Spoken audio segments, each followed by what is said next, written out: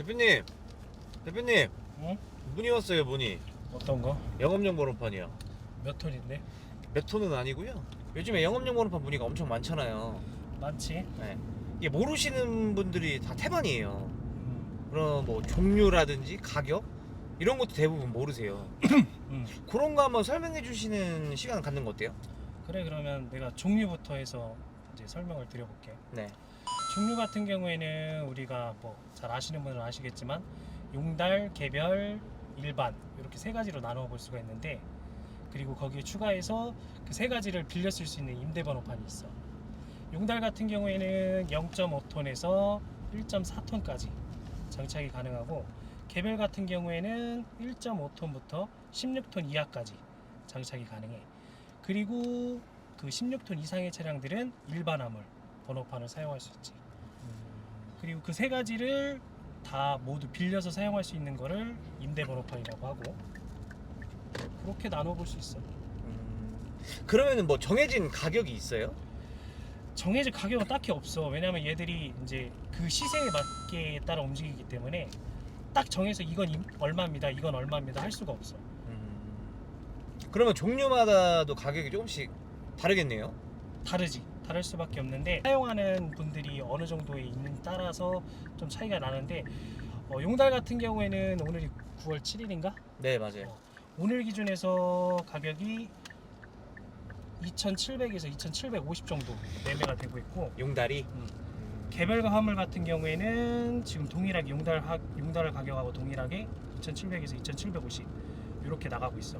일반 화물 같은 경우에는 너무 폭이 좀 넓기 때문에 유선 상담을 주셔야 되고, 그리고 임대 번호판 같은 경우에도 각 지입사마다 아니 운수사마다 보험료율이나 그리고 이제 어느 정도 룰이 다 틀리기 때문에 이것도 동일하게 유선 상담을 주셔야 돼. 그러면은 일단 뭐 가격 같은 거나 종류를 알았으니까, 그럼 이게 매매 방법이나 뭐 아니면은 뭐 아무래도 목돈이 들어가는 거잖아요. 큰 돈이잖아요, 진짜. 그치. 이거를 먼저 다 주고 거래를 하는지, 아니면은 뭐 좀 안전하게 할 수 있는 방법이 있는지요.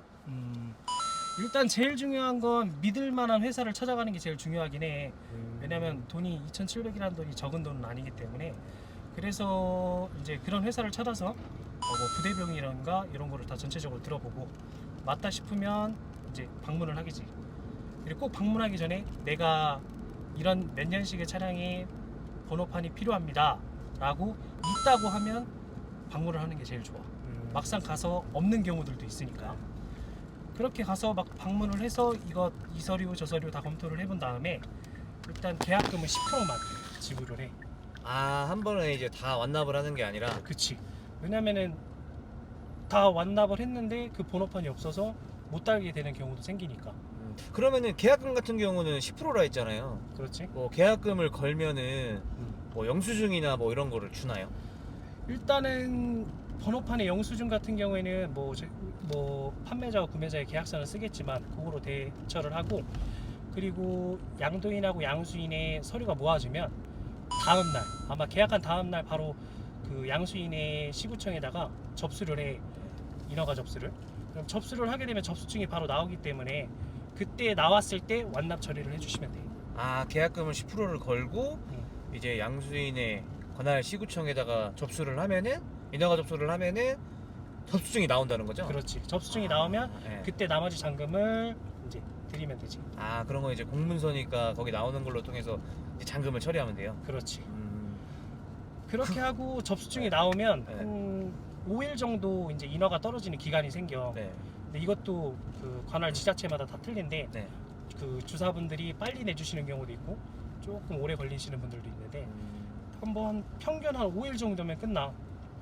그래서 5일이 끝나면 이제 그걸 받아서 1차 이전을 하게 되지. 1차 이전을 하고, 두 번째로는 이제 조합에 가서 대폐차 부문을 발생을 해야 돼. 또 발행을.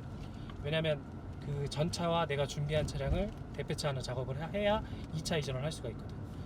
그렇게 2차 이전을 하고 이제 끝나면 이제 모든 일은 바로 시작할 수 있게 준비가 되지. 그럼 1차 이전, 2차 이전 이게 뭐예요?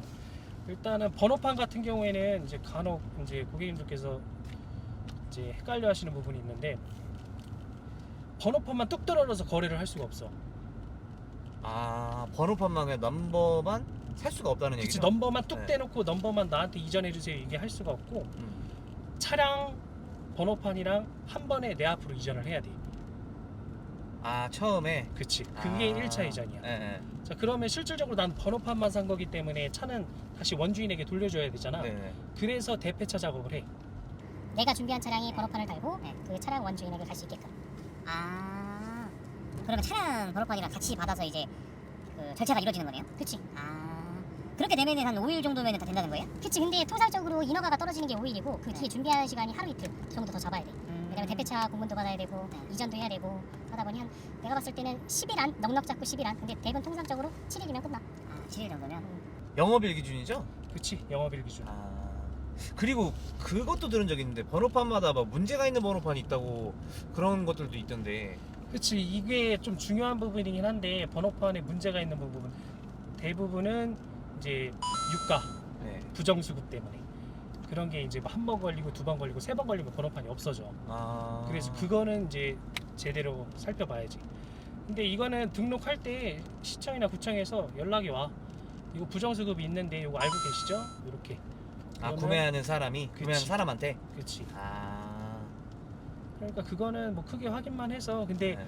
대부분 판매하는 분들이 알고 있기 때문에 그거를 네. 선고지는 해주실 거야. 그게 의무고. 아,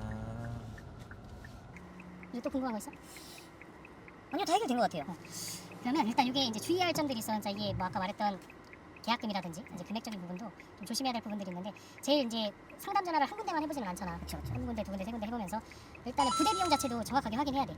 번호판이 뭐 예를 들어서 다른 데는 평균 2,750이었는데 여기는 뜬금없이 2,680 저렴해서 글로 가게 되거든. 근데 막상 방문해 보면 부대 비용이 뭐 수수료가 100만 원이니 뭐 200만 원 이런 경우도 진짜 많거든. 근데 그런 부분도 정확하게 방문 전에 확인해야 내가 조금이라도 한 푼이라도 아껴 살 수가 있지. 어떻게 이제 궁금증 좀 해소됐어? 네, 뭐 생각보다 별거 없는 것 같긴 한데 그래도 좀 믿을 만한 데 가서 거래를 하시는 게 가장 좋지 않나 싶은 생각은 드네요. 그치, 우리 네. 부동산 발품 파는 것처럼 이것도 네네. 발품을 팔아야 돼야 음. 조금이라도 저렴하게 살 수 있지. 이제 다 해결된 거지? 네. 자, 그럼 우리 마지막 멘트 하자. 지금까지 영업용 번호판의 간단한 소개였는데요. 궁금한 점이 더 남아 계시다면 언제든지 유선 상담 주셔서 저희 이 팀장이나 저한테 궁금증 해소하시기 바라겠습니다. 자, 그럼 지금까지 머니트럭이었습니다.